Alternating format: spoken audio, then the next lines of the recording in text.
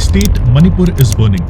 This is what an Olympic medalist, a veteran boxer, and a Rajya Sabha MP, Mary Kom, wrote on Twitter on 3rd of May 2023. On 3rd of May 2023, ethnic violent clashes erupted in India's northeastern state of Manipur.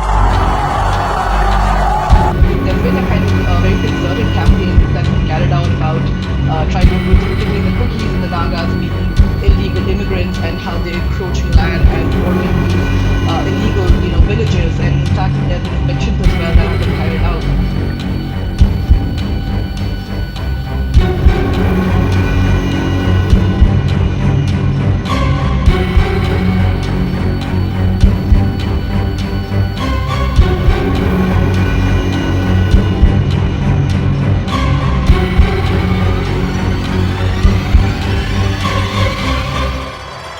Between the Methi people, who are majority in the Imphal Valley, and the Kuki Zo tribal community living in the surrounding hill region. According to the government figures, as of 3rd of May 2024, that is 1 year after the violent clashes erupted, more than 220 people have lost their lives. More than 60,000 people have been displaced, and more than 1,000 people have been injured. Close to 32 people are missing. 4,700 plus houses are burnt and more than 380 religious structures were vandalized during these violent clashes. These figures are official. However, the unofficial figures are even higher. Recently, the Union Home Minister Shri Amit Shah ji announced on Tuesday that central government has developed a roadmap to address the ongoing crisis in Manipur. Now, it has been 16 months since the crisis in Manipur started, and still the Manipur state remains burning. We have again seen the resurgence of violent clashes in Manipur in September 2024. A fresh wave of violence has erupted in Manipur. Multiple attacks and killings have been reported across different districts in that region. Reports of drone attack, reports of rocket attack, many people losing their lives, students and other sections protesting, curfew being imposed, internet being shut down in the region again have taken over the national headlines of our country. However, the main question still remains unanswered. Why is Manipur still burning? Hello, my name is Preetpal Singh, and today's topic of discussion would be the conflict of Manipur 2023 and what we all should be knowing as informed citizens. The northeastern state of Manipur is burning. More than 100 people have died. Hundreds are injured and thousands displaced. Sir, आप जब पिछली बार मणिपुर गए थे पिछले साल तो आपने कहा था 15 दिन में वापस जाएंगे, और आपके आने के बाद वेव्स में वायलेंस हो रहे हैं वहाँ पे. अभी रिसेंटली भी हुए 11 लोग की हत्या हुई है. हमारी जो डिमांड है वो है कि ये जो समुदाय हमें मारने की कोशिश कर रहे हैं तो उस समुदाय के साथ हमें नहीं रहना है. Two communities are locked in a conflict. One is the Methi community, the second is the Kuki. The rule of law is gone. Police and central forces are failing at controlling clashes between ethnic groups. Now we shall start with knowing Manipur as a region.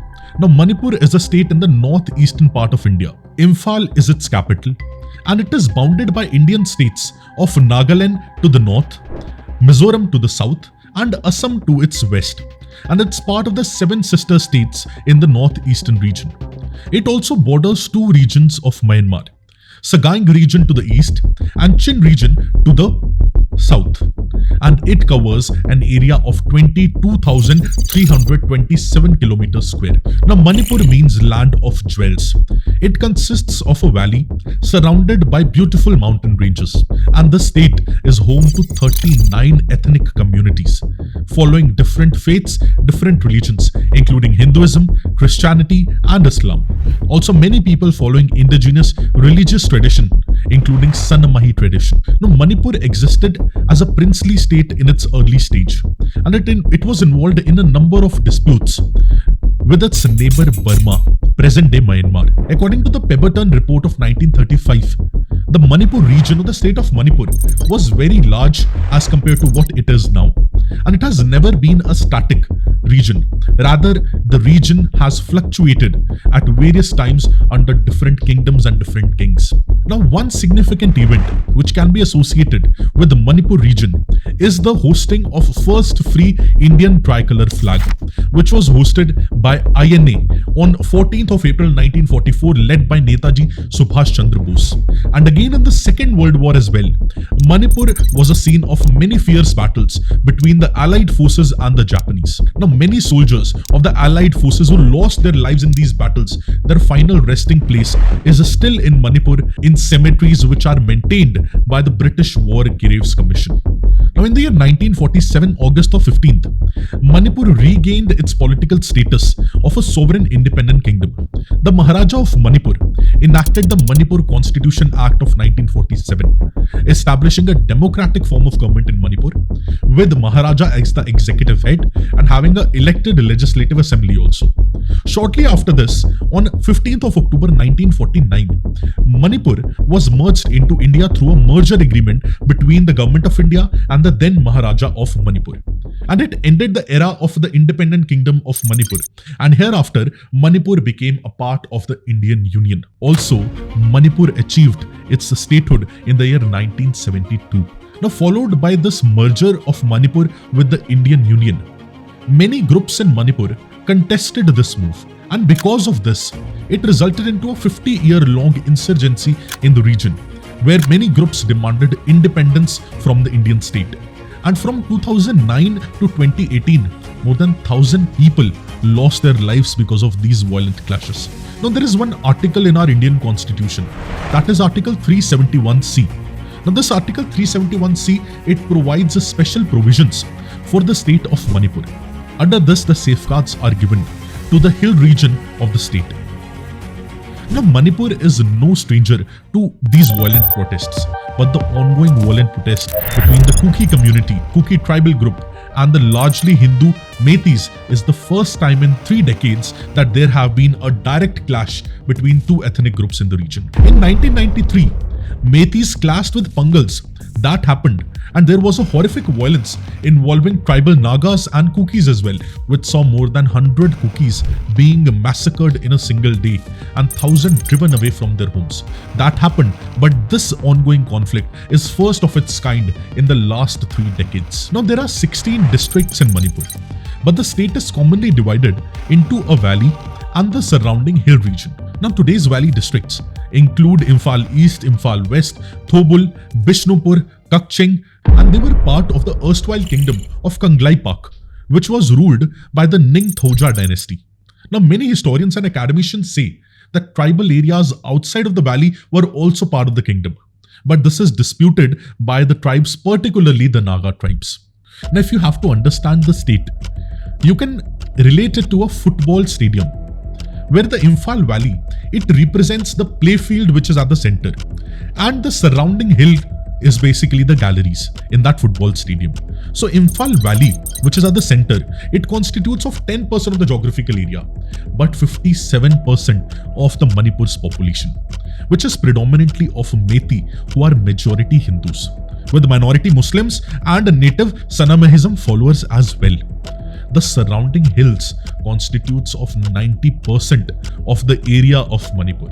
However, it is having 43% of the population, which is belonging to 34 tribal groups, broadly categorized under 2, that is Nagas and Kukis. So one thing is clear, that in the valley region, Meiteis are predominant. Meitei groups, Meitei ethnic community is predominant. In the hilly region, which is surrounding 90% area of the Manipur state, that hilly region, in that region, 2 tribal communities, Nagas and Kukis, they are prominent. The Nagas dominate the northern districts, while the Kukis dominate the southern districts, the hill districts we are talking about. And these tribal people, they are having scheduled tribe status accorded to them by the Government of India. Now, the Meiteis have been accorded the other backward class status, with some also classified as scheduled caste in certain areas.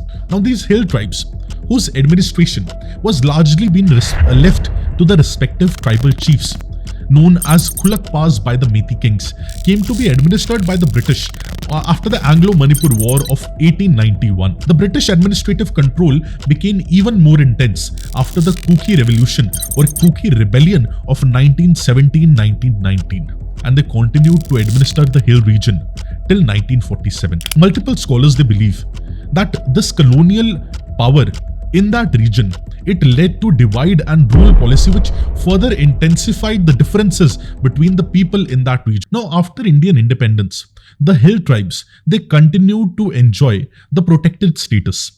Even though the Manipur Land Revenue and Land Reform Act of 1960 prohibits transfer of tribal land to the non-tribals, except by the special permission, the 7th Amendment of 2015 is seen as an attempt by the valley dwellers to grab the tribal land.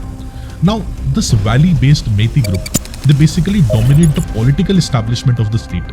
Of the 60 assembly constituencies in the state, 40 are held by the valley and 20 are held by the hilly regions or the hill districts.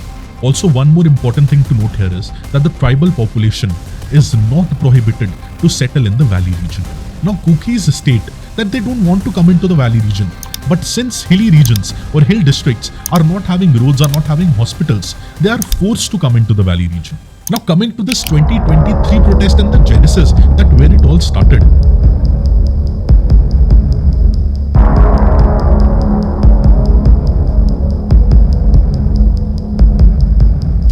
Starting point of it can be traced back to the Manipur High Court's direction of according special category status, that is scheduled tribe status, to the Meitei community. So Manipur High Court directed the state government to give scheduled tribe status to the non-tribal Meitei group.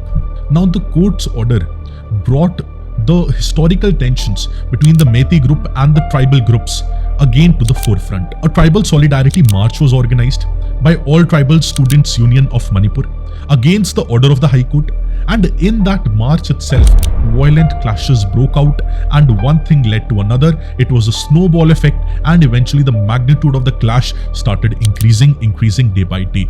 Many people lost their lives, multiple clashes were there, several houses were burnt, and very gruesome incidents happened in that particular period in Manipur. Now the Scheduled Tribe Demand Committee of Manipur, they have been demanding scheduled tribe status for Meiteis since 2012. Now one thing to note here is that Meiteis were recognized as tribes before the state became a part of Union of India in 1949. The ST status, according to the Meiteis, is needed by them to preserve their community and to save their ancestral land, tradition, culture and their language. Also, Meiteis say that they need constitutional safeguard against the outsiders, stating that the community has been kept away from the hills, but the tribal people in the hills, they can buy the land in the valley region, which is a point of clash and a point of conflict between the two. Also, the apprehension of Meiteis is that the creation of Greater Nagaland will again shrink the Manipur's geographical region or geographical area, and also Meiteis believe that they have been marginalized over the years in their ancestral land.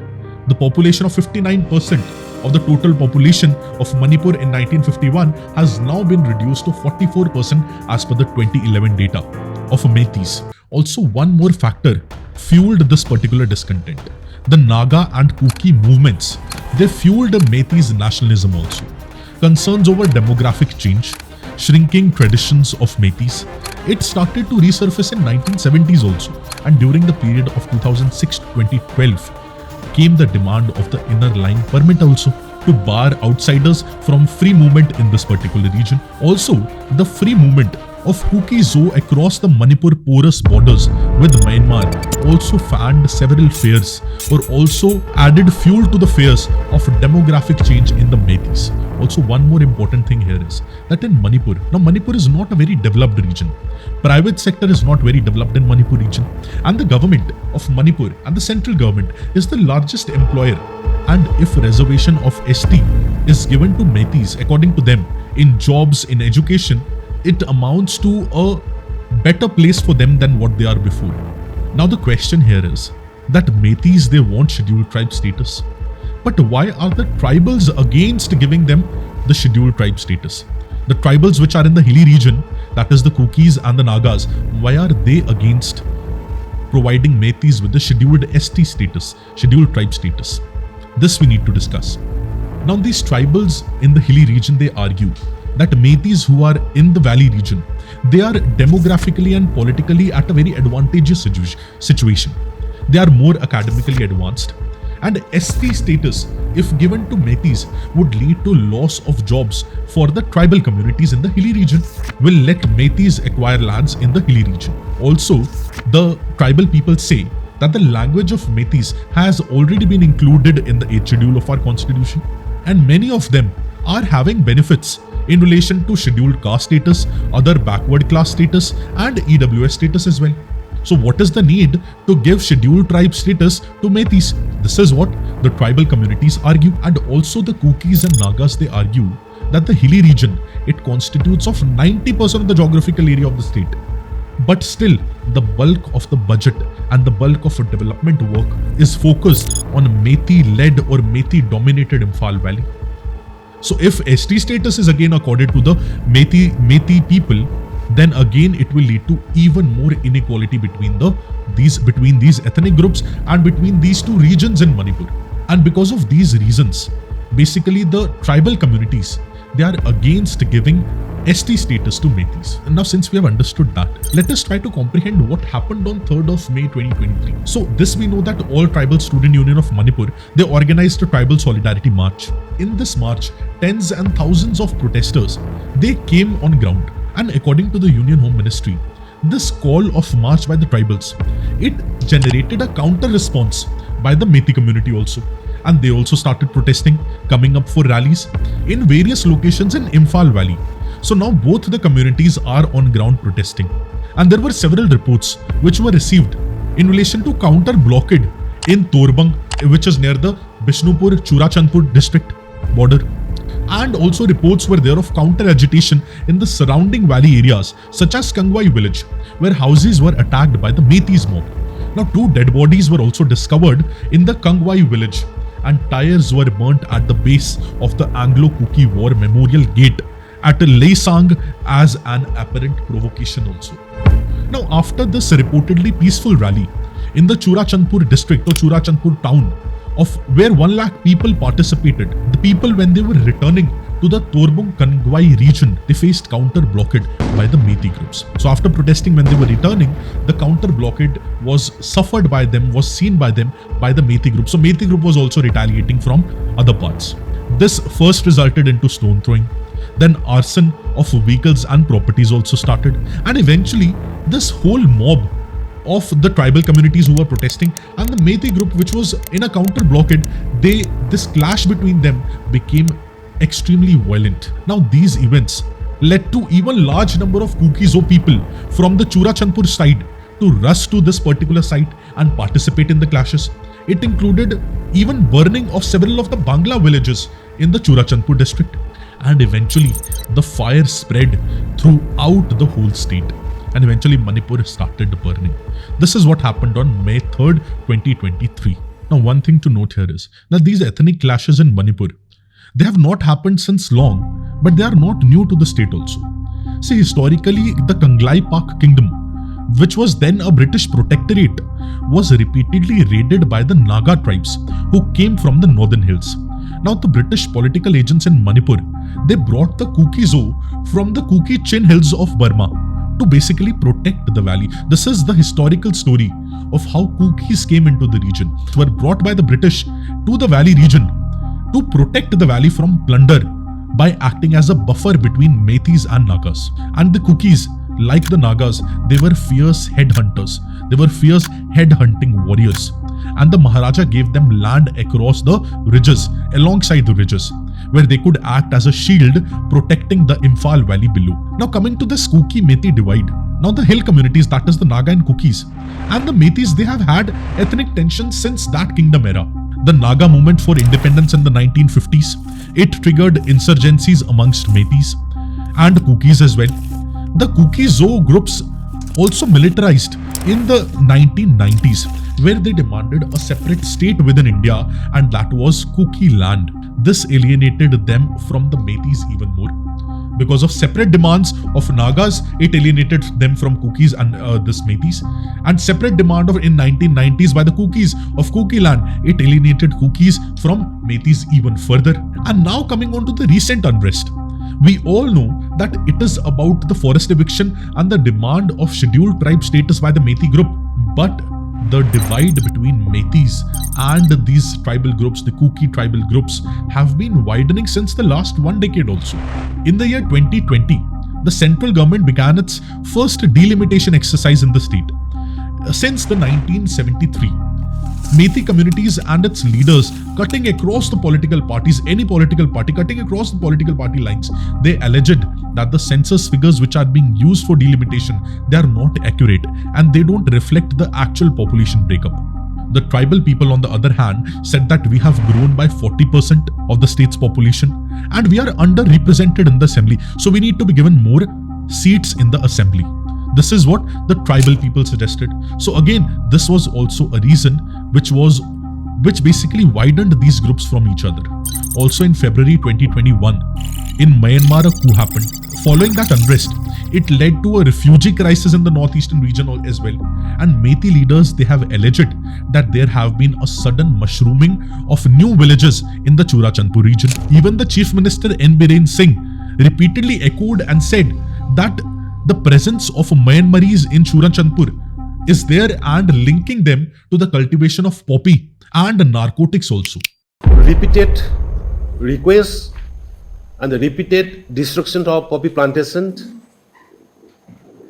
Some groups are intentionally doing it, targeting to the innocent people of the state, to the innocent people of the country. And repeatedly making references to them as foreigners and outsiders. Now, if we see it very objectively, here India's national security also comes into play. Now, India's northeast region is definitely very turbulent in all sense. And there is a role of narcotics trafficking as well, role of extremism as well, and the role of poor economic development also in the region, which perpetrates all these fears. Manipur is one of the 4 states which has been bordering Myanmar, and which serves as a crucial transit hub for trafficking activities in the region. This untamed violence in Manipur is likely to affect this border region as well and is likely to impact our internal security in a negative way also. Consequently, the situation presents a very complex geopolitical scenario for our country, very complex geopolitical risk also for India. While seeking to quell the ethnic clashes in the region, we also need to focus on the border of a Manipur state with that of Myanmar to ensure India's national security is not hurt. Now, after these violent clashes in the region, since we have understood about the historicity and what perpetrated and what started these clashes and what was the major reason of the clashes, we need to understand some response also. That what was the response of the Indian state, Indian government. Now, as soon as this happened, as soon as the violence happened, curfew was imposed in almost all districts of Manipur, especially across 8 districts including non-tribal dominated Imphal West, Imphal East, Kakching, Thoubal, Jirbam, Bishnupur district, as well as the tribal dominated, that is Churachandpur, Kangpokpi and other districts as well. The Manipur government also issued a shoot at sight order on 4th of May, and by the end of these days, more than 55 columns of Assam Rifles and Indian Army was also deployed in the region. More than 9,000 people were relocated to safer locations, and eventually 20,000, 30,000, 40,000, multiple thousands of people were relocated to different locations after the days started passing. The central government also airlifted 5 companies of the Rapid Action Force also in the region, and nearly close to 10,000 armed forces and paramilitary forces were deployed in the region to ensure security, peace and stability. And the military built-up in Manipur rose extremely high during that period of time. Military built-up in Manipur is still very high, because violence has still not stopped in the region. It has basically just mellowed down. Also, our Honorable Supreme Court of India had to intervene and said that this Manipur crisis is a very big humanitarian crisis, and also expressed concerns in relation to loss of life and property. Also, the Apex Court noted that it is for the President of India to grant scheduled tribe status to a particular community, and it is not the prerogative of high courts. And also, the Chief Justice of India urged the central government and the Manipur state government to undertake efforts to promote peace and protect the people of Manipur. Now, if you remember, initially we talked about our Union Home Minister Amit Shah ji talking about this Manipur issue, and saying that the government has developed a roadmap for it. Now, recently, in the recent statements given by the Home Minister, he has said that we are hopeful that the situation in Manipur would be under control. And he has also remarked that the violence has been there in the last 3 to 4 days, but since the last 3 months, there have not been any major incident in the state. And also he identified India-Myanmar border as the root cause of the problem in Manipur. And he also suggested that in response, the Indian government has initiated a border fencing project with 30 kilometers already completed. हमने जो ये घटनाओं का मूल है, Bharat Myanmar सीमा, इसका fencing शुरू कर दिया है। 30 किलोमीटर फेंसिंग समाप्त हो चुका है और पूरी 1500 किलोमीटर से ज्यादा जो सीमा है, इसको फेंसिंग करने का बजट भारत सरकार ने अप्रूव कर दिया है। And he also said that we plan to fence whole of the 1500 kilometer border, where CRPF forces will also be deployed at strategic locations to ensure that infiltration is not there. And he also suggested that the further measures would be to nullify the agreement between India and Myanmar, which earlier allowed a free movement of people between India and Myanmar border. And now entry to India from Myanmar is only permitted with a valid visa. जो घुसपैठ होती थी, उसको रोकने के लिए Myanmar और भारत के बीच में जो आवाजाही का एक समझौता था, उसको भारत की ओर से रद्द कर सिर्फ वीजा के बेस पर ही आ जा सकेंगे, ये कानून भी लाए हैं। Now, since we know about this Manipur issue overall, we know about Manipur as a region, we know the genesis of this issue, the historical background of these issues as well. What we need to seriously dwell upon and seriously discuss upon is that what could be a potential solution to all the situation, and how will Manipur stop burning? What we can do to improve the situation which is currently there? What could be the ideal way forward? See, one thing is very certain, that until unless both the communities are moved towards reconciliation, there can be no permanent solution to it. So both the communities must be guided towards reconciliation. A civil war-like situation which is currently there in India, it should stop. Strong administrative measures and military operations both are required in order to ensure that peace and stability is ensured. Both the sides should be compelled to disband their voluntary forces, which are illegal and not required in any civil society. The central forces, which are still respected by both the communities, could play a crucial role in building confidence through their increased deployment in that particular region. Also, safe return of displaced people to their native villages should also be ensured by the military personnel. The infrastructure which has been damaged, it needs to be rebuilt. It needs to be repaired, including the roads, including the bridges, houses and places of worships as well, which could provide a much required healing touch to the population. And finally, the core issue of land rights needs to be addressed very, very properly. Also, Meitei's right to buy land in that particular state, it should also be protected. Now, providing ST status to Meiteis, it is still very complicated and a complex task. But not talking about that, the right on land of Meiteis, that should be protected by the central government at least. And if the administrative solutions are inadequate, the matter should be sent to the higher judiciary. And a follow-up of the High Court decision should also be taken up. Also, to improve the region's human rights condition, the contentious AFSPA Act of 1958 must be repealed in the region. That is again suggested by several scholars and several experts. Also, talking specifically about the border region, there is definitely a need to improve monitoring. And our Honorable Home Minister, he has also remarked about this, but there is a need, definitely a need to make our border more strong and to reduce the infiltration or to stop the infiltration of people from Myanmar crossing the border and coming to India altogether. And they should be coming to India with a valid visa. And influx of migrants needs to be stopped. Regional security and stability needs to be promoted in Manipur. See, one more big reason that why these violent clashes happen is lack of development, lack of social development, lack of economic development also. See, education definitely needs to be improved, healthcare definitely needs to be improved, skill development needs to be improved, and employment opportunities needs to be provided to the people. That, see, one reason while we were discussing was that most of the people in the state, they are depending on government jobs. So if private players come into the state, and if they don't even come into the state, private players are coming out of the state only, then in that case, we could be able to ensure that at least employment opportunities are broadened and widened in the state and more people get employed. See, emphasis needs to be there on addressing the root cause of these issues. It includes historical grievances, which needs to be improved through peacemaking processes, through trust building and confidence building measures, which could be undertaken by the local communities, peaceful communities, by the state government, by the central government, and by the armed forces also, so that the communities, ethnic communities, they coexist amongst themselves very peacefully.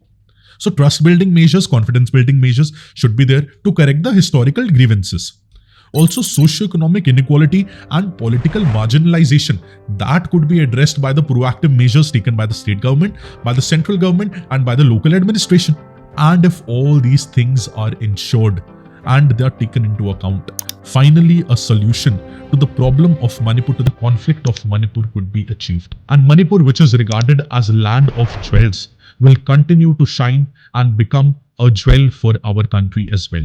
I hope you gained a new perspective from this particular session and you learned that what is the key difference and key point of contention between these ethnic groups. What are your comments in relation to this and what could be the possible solution according to you? Please let me know in the comment section down below. All the very best and have a beautiful day. Thank you.